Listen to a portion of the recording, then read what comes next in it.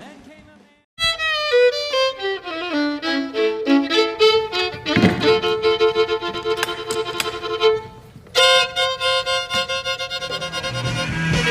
your rock and roll fiddle, boy.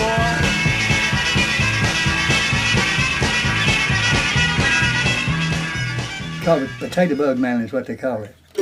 I started out playing about 4 years old. I was playing this called a potato bug mandolin. I had to sit up in the bed and cross my legs to hold on to it. And my mother's trying to teach me G and C chords on it, you know. And that's the way I started. After that, I kind of went to the guitar and played a little bit. That's as I going up to 5 or 6 in, you know, getting on up a little bit. There's soda pop and the dancing spree. My influence was, I remember Hank Williams Sr. When I was a kid, we had, back in the old country place where I grew up, we'd all gather around this little radio, you know, all the family. But Hank Williams, you know, I loved his stuff, the way he played, you know. My dad bought me a fiddle, paid $5 for it, and it only had 2 strings on it. So anyway, I started learning playing a little on the 2 strings, you know. They wanted me to enter this fiddler's contest. I said, Daddy, I said, I need 2 more strings. And in the state of Alabama, I won the first prize. Kenny, born and raised in Alabama, near Muscle Shoals, which is itself an important center of American recording. Kenny is a guitarist and also a very fine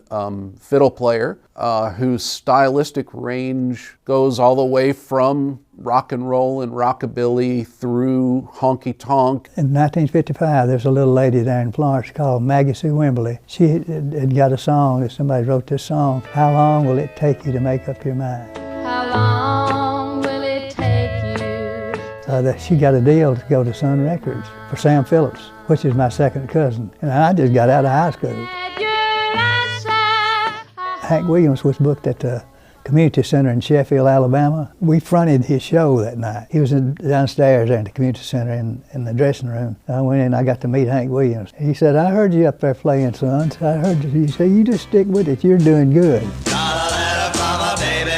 My cousin had started a little rockabilly type band there in Florence. They wanted me to join in with them, you know, and it's called the Go-Go Boys. So that's playing a little hillbilly rock. So let your hand down, baby, do the crazy shake. So I went with them. We played around Florence and played some talent shows. And then we started to change our name from the Go-Go Boys to the Five Jets. Had a booking agent. We started playing all the nice supper clubs in South. Then we moved to Monroe, played the place called the Rendezvous, and we stayed there. And about 2 years. And that's where I met Jerry.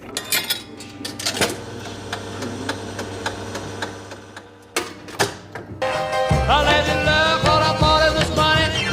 You came along and woo, now honey. Jerry Lee is, of course, one of the major figures of early rock and roll. He was an early rock and roll star. His flamboyant, highly energetic stage presence, the way he played piano, not just expertly with his fingers, but also with his feet and his elbows and his fists. He was a fantastic singer, Great Balls of Fire, and a whole lot of shaking going on were the hits that really put him on the map. Come on over, baby, we got chicken in the bar. And made him kind of a household name in the late 1950s. But anyway, that's where I started with Jerry. He said, you know, that I was the only rock and roll fiddle player he'd ever met. I want to tell you a story. First show together was in Texas, and it was 1967. There's one thing that I noticed I didn't realize, but at the end of the show, you know, usually Jerry kicks the stool back, and I wasn't aware of that. He was doing a whole lot of shaking, and so he kicked the stool back, and it got me right between the knees here. I said, I won't make that mistake again. So now, if you watch the end of the show, you'll see that I moved back. You know, they labeled him as rock and roll, you know. But see, he come out, his first record was Crazy Arms, you know, which is a country song. And You Win Again is a country song. It's on the backside of Great Balls of Fire. This heart of mine.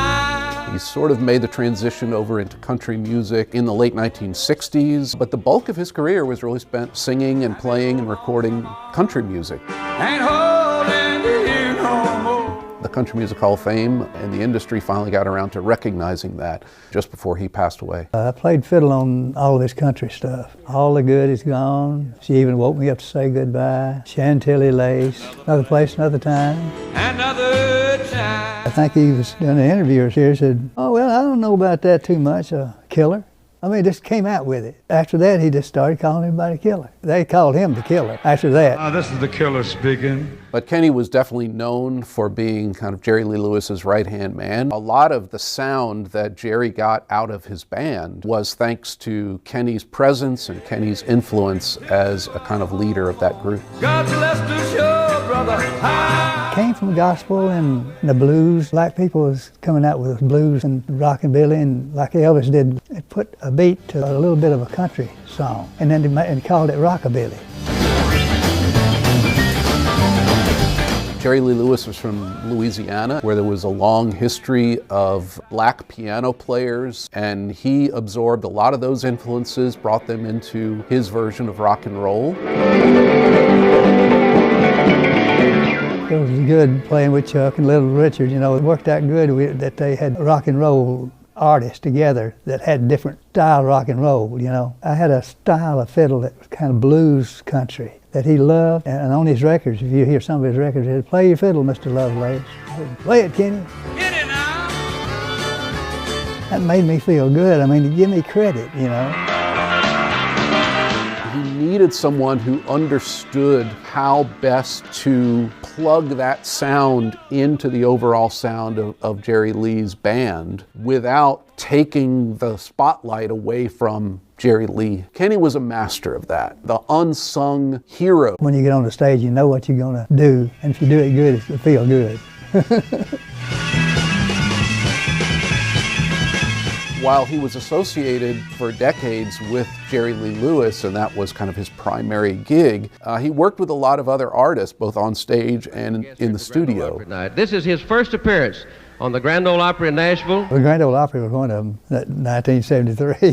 Here is Jerry Lee Lewis and his fine band. But the Ryman Auditorium, after this was back 8 years ago. That was a great show. I really loved that show with Jerry. Well, I came to Nashville after I was with Jerry, you know. We moved over in 1980, been here ever since. I got a friend of mine, Marty Stewart. Last time I played with him, it was his 30 years of being with the Grand Ole Opry, and wanted me to play fiddle with him on the song that I recorded with him on Rough Around the Edges.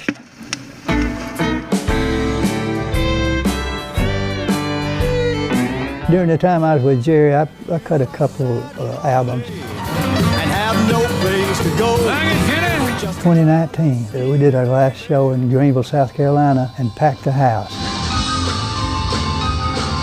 And he did really well, did a great show. Got older and he still made it happen. You know, he still kicked the stool back. I still moved back. He might not be a household name the way his boss Jerry Lee Lewis became. Kenny is, for those in the know, kind of a legendary figure who's really done so much for so many different kinds of music. I'm really proud to say that me and Jerry had a wonderful relationship. He was like a brother to me. There's my good friend Jerry Lee. I just think I was really honored to be his band leader for 54 years, be with a legend like Jerry, you know. I feel like I've had a good career. There were a lot of good times at that old Sun Studio. And just for you, I'd like to do some rockin' country song.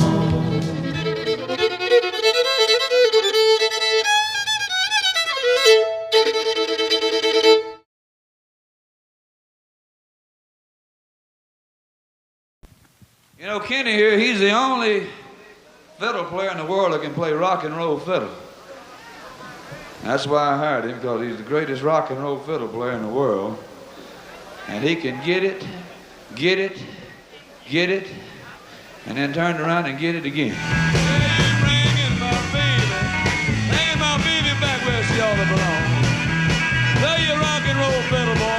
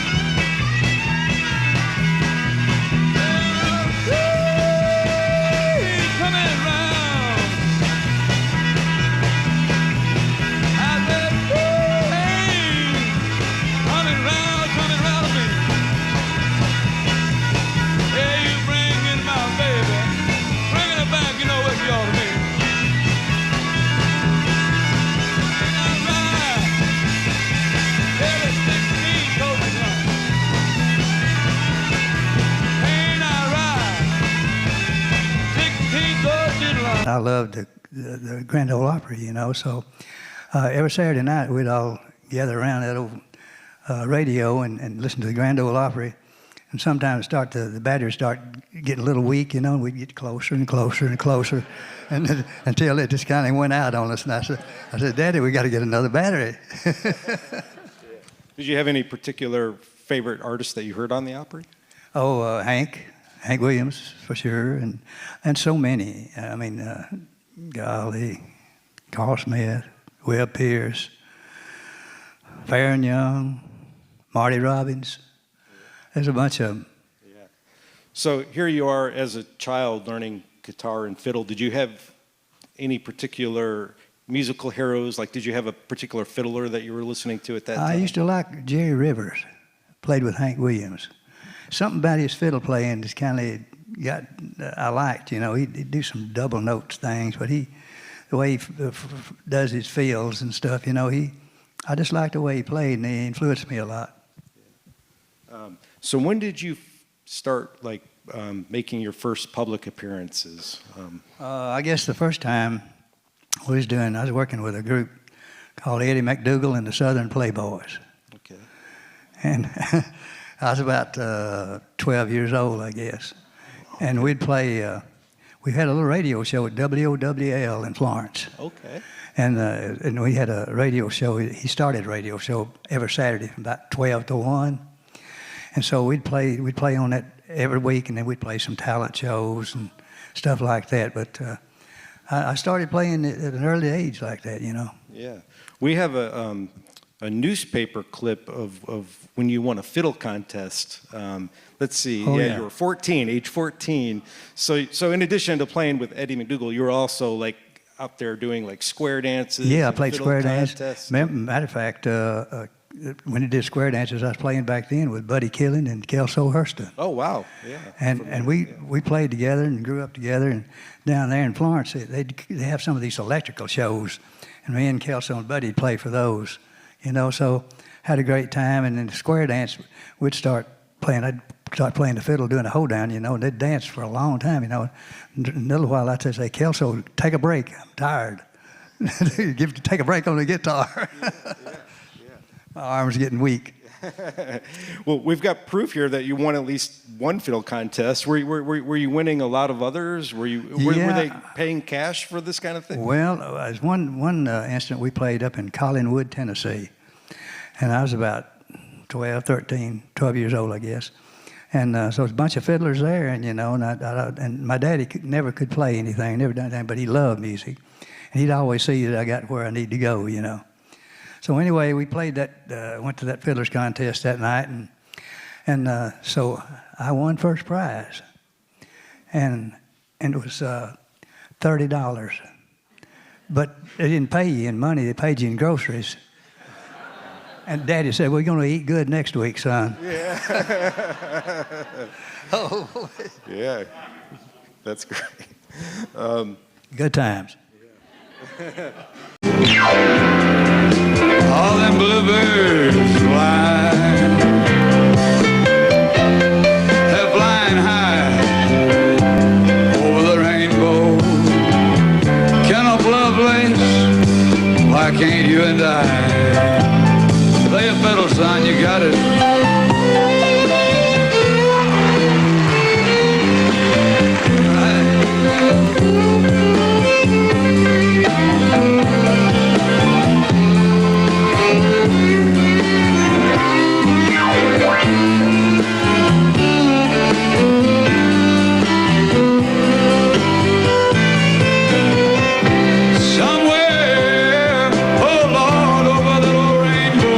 This guy, Eddie Kilroy, came up with a song, a country song called "Another Place, Another Time." And he said, "Jerry, you need to cut country, you know." And then, of course, and Jerry Kennedy was producing Jerry Lee. So Eddie took he got with Jerry Kennedy on it, and they talked it over and said, "Well, maybe this would be a change," because Jerry, you know, it wasn't at that point, you know, one thing, the Beatles is out, you know, and all that stuff was going on, and so he was kind of down at that point a little bit. I mean, And so I think it's time to change, you know. So he was staying booked live, but he just wasn't getting the radio play. Yeah, he wasn't getting the radio play because but I mean, he was still working and doing public appearances and selling out, you know. So anyway, we recorded that song, and I played fiddle on it. Mm-hmm. And Another Place, Another Time was the first song Jerry ever had a fiddle on. Mm-hmm. And it went to #1. And then he started a string of country hits after that. And I played fiddle and guitar on all of his stuff. I mean, fiddle on a lot of it and some guitar. But mostly I played both of them, you know, some, you know. What made Milwaukee famous? Yeah, made a loser out of me. Mm-hmm. That was Glenn Sutton. Glenn Sutton. Yeah, I remember Glenn. Yeah, absolutely. And she still comes around to love what's left of me. And let's see, Chantilly Lace. Really? Yeah, he cut Chantilly Lace. Was a hit. Bobby McGee. Mm-hmm. And he did Bobby McGee after Janis did it? Oh yeah. Yeah, and then I remember back then he was on Mercury, and one day we was over there. Jerry Kennedy, he brought us in for a session. You know, Jerry Lee and I was with him, and we're sitting on that little old Mercury had a little old office over there on 16th. Mm-hmm. And Jerry Kennedy was in there. We got there, and Jerry Kennedy told Jerry, said, "I've got this songwriter that really got a good song. I think you're gonna like." You know, and back then they didn't do no demos or nothing. You know, I mean, most of the time they'd come out and sing it for you. And so we was waiting. They said just for the songwriter to come out, and we kept waiting around a little bit in there. You know, all of a sudden here this guy walks across the field out there coming in the Mercury record, had his guitar with him, Chris Christopherson. No kidding. Yeah. And Chris had this song, Once More with Feeling. He sung it for Jerry. Jerry said, that's my song, man. He cut it, and it was #1 record. When did you start touring heavy with Jerry Lee? When I first went with him. But I met John Lennon at L.A. He came to see our show. Oh, really? Him and Yoko. No kidding. At the Roxy Theater. And so it's right on Sunset Boulevard. Mm-hmm. So we got up there, and we was on the stage, and John and Yoko was in. They had this little balcony right up over the stage. You know, the little things you kind of hang over and you see. Yeah. Little booth type things, you know, little booth they have up there. Mm-hmm. And so John and Yoko was up there. And man, he was just eating the show up with Jerry Lee, you know, and when Jerry went into a whole lot of shaking, he's hollering, "Go Jerry, go Jerry, go Jerry." And he just hollered all through the show, "Go Jerry." And then after the show, he went back and wanted to meet Jerry in person, you know. He went back and he got down, and he said he thought A Whole Lot of Shaking was the most perfect record he ever heard. And he got down and kissed Jerry's feet. I mean, just kissed his shoes. John did. I mean, he just really loved Jerry, you know. I mean, he loved his music, and he loved him as a person, you know. And Johnny, he was just a really nice guy, you know. I never met Paul, or I did meet Ringo one time, just briefly in Memphis. Going back to where we was traveling on that 66 black limousine, we played like maybe 25 days out of that month. And then the last day of the last show we'd do, we'd come out of the club, 4 of us, we'd load up in the 66 black limousine. I'd already pulled my shift driving, so Jerry'd want me to do that, so he'd want me and him to get in the back seat, and he'd get a flat top, and I'd get my fiddle, and we'd play probably from Ohio all the way into Memphis in the back seat, just playing tunes. And we'd do that a lot of times. But Jerry loved to do that. He loved to play, and he'd come off and also when he'd get into Memphis sometime, he'd go to a nightclub, you know. He'd sit there for if they had a piano up there, he'd be sitting in the audience for about 5 minutes. He'd be on stage playing that piano. I know, isn't that a treat? Yeah. Yeah, I mean, he just loved to play. Sam Phillips. You got any stories with Sam? Did you get to hang with him a good bit? You know, Sam's my second cousin. No, I didn't know that. Yeah. Sure is. So give me some Sam-isms. Sam-isms? Yeah. Well, you know, Sam, yeah, I didn't get to see a lot of Sam and back at that time because he was so busy with the artists and stuff, you know. And then I would get on with Jerry, and of course Jerry done had a whole lot of Shaking Great Balls of Fire and stuff out. And then Sam, right after that, you know, he sold Son to RCA. Or sold Elvis. Yeah, sold Elvis to RCA. He sold Son to Shelby Singleton. Yeah, Shelby Singleton. So Shelby got all that stuff, and then he released a lot of that back stuff, you know, in Europe and the States and stuff, you know. But Sam was a smart guy, you know. I mean, he was really, really clever.